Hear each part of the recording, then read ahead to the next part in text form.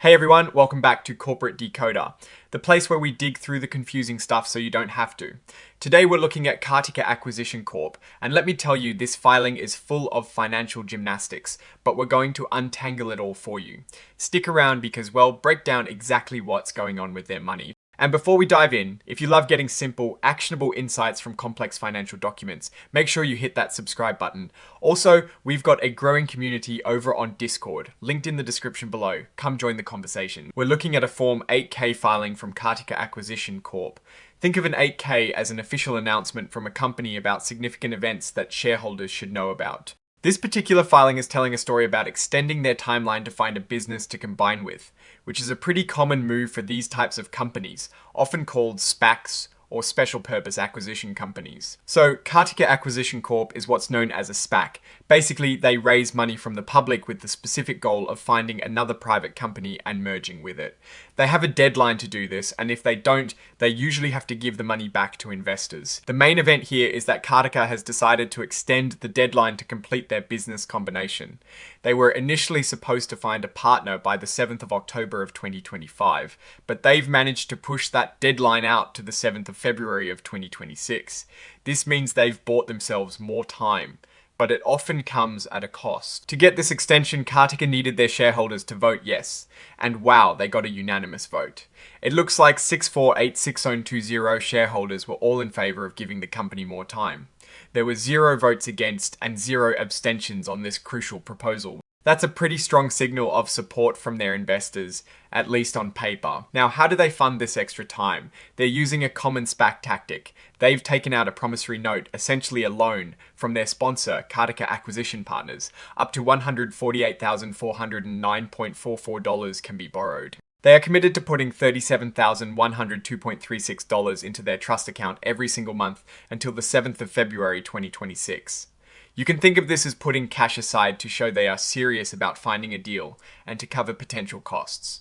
This deposit breaks down to about 4 cents per remaining share. Here is an interesting detail. This loan from the sponsor bears no interest. This is a favorable term for the company, meaning they don't have to pay extra for borrowing this money. It's repayable only when they either complete their business combination or if the company has to shut down and liquidate, which is essentially giving all the remaining money back to investors. They've already made their first deposit towards this extension. On the 9th of October, they put in that $37,102.36.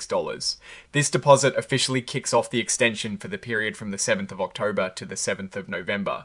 This is a concrete step showing they are funding this extended timeline. While many shareholders voted to extend, some decided to cash out. We see here that over 420,000 public shares were redeemed.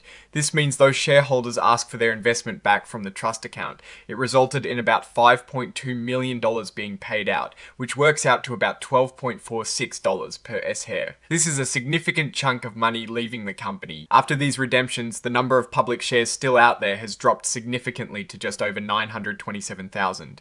This shows that a good number of initial investors have decided to exit their positions, likely because they weren't confident a deal would be struck, or they found better investment opportunities elsewhere. Another key vote at their shareholder meeting was to approve their accounting firm. CB's CPA's PC has been selected to be their independent auditors for the year ending the 31st of December 2025. This is another unanimous approval with the same 6486020 votes in favor. It's standard practice to get shareholder approval for your auditors, and it looks like everyone agreed on CB's. Let's talk about where the money in the trust account originally came from. When Cartica had its initial public offering, each unit sold put $10.3 into this trust account. This money is supposed to be held securely and only used for the business combination or if the company liquidates. Initially, these funds were invested in very safe US government securities. Then something changed in early 2024. They moved the money out of those super safe government investments and put it into an interest-bearing bank account. While still intended to be safe, this shift might offer slightly less security or return than direct government obligations, depending on the bank and the specific account used. But now, in October 2025, after the shareholder redemptions we talked about, they've put the remaining funds back into US government securities. This suggests a return to their original, more conservative strategy for managing the trust account funds, aiming to preserve capital until they find that business to acquire. So, what does all this mean for Cartica Acquisition Corp? On one hand, getting a unanimous vote for the extension and a clean bill of health for their auditors shows a unified front with their shareholders. They reactively managing their trust account with a conservative approach. However, the significant redemptions where many shareholders chose to get their money back indicate a lack of confidence from a portion of the investor base in the company's ability to find and close a deal within the original timeframe, or perhaps they just saw better opportunities elsewhere. The fact that they needed this extension and are borrowing from their sponsor, even interest, free for now, still points to the ongoing challenge of completing a business combination. The key takeaway is that while they've secured more time and funding for operations, the pressure is still on to find a suitable acquisition target. The clock is ticking and investors are watching closely. Alright, that is our deep dive into Cartica Acquisition Corp.